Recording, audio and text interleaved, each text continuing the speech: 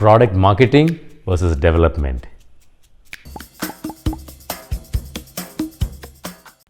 Last week, I was leading this discussion on Agile Product Development as part of IIM Kozhikode's online program on product management.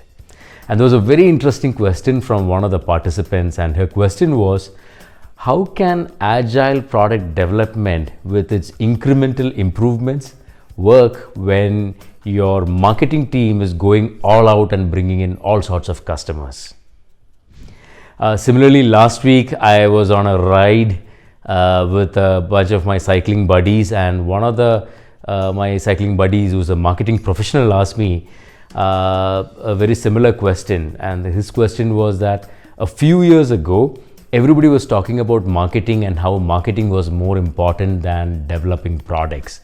And he was saying that of late he's seeing a change in the conversation, and people are talking more about product development and less about marketing. And he was wondering what was going on.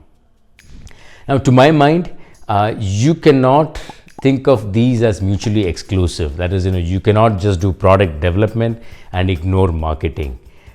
They both have to go hand in hand. Several years ago, I read this brilliant blog on Balsamic's website, and the blog was titled The 4 Pillars of Organic Growth. And the 4 pillars that they talked about were public relations, quality, revenue, and headcount. Now, this blog was written way back in 2008, and if you were to apply it to today's product context, I would slightly rephrase these 4 pillars and now think of them as marketing and sales instead of public relations, the product itself instead of quality, revenue for revenue, and people and processes instead of just headcount.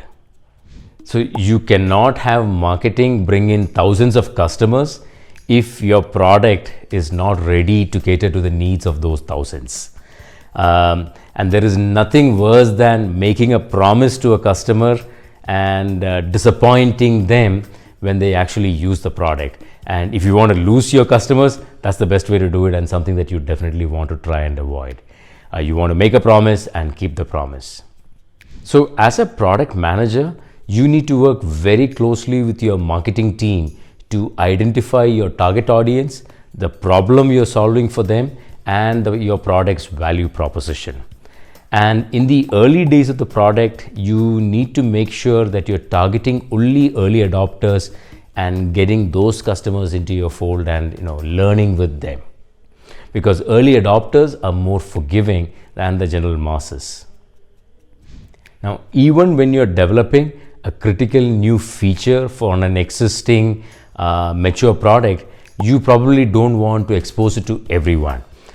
You should probably consider doing a beta test with a few key customers and make sure that that capability is market ready before you ramp up marketing and make it available to everyone else on the product. Now, it is not sufficient to just think about product marketing and development. You also should be looking at whether you have the necessary processes in place and whether you have people to execute those processes to support the customers who are using your product on an ongoing basis. You could obviously look at automating some of the processes around operations and support, but you would still need people who can actually automate those processes using technology. And it's not just that. Customers are never happy with your product. They will always want more capabilities from your product. And you also need to have enough people in the organization to continue to develop the product on an ongoing basis so that you can retain your customers. And of course, in order to support all these three aspects, you need money coming in so that you can invest in those three. Now, if your operations are not bringing in sufficient revenue, you would have to look at alternate ways of raising that investment, which is where venture capital, private equity, or debt comes into the picture. Now, if you're facing challenges synchronizing these 4 pillars of growth, do give me a shout and I'd love to have a conversation. Thank you for watching and have a good one.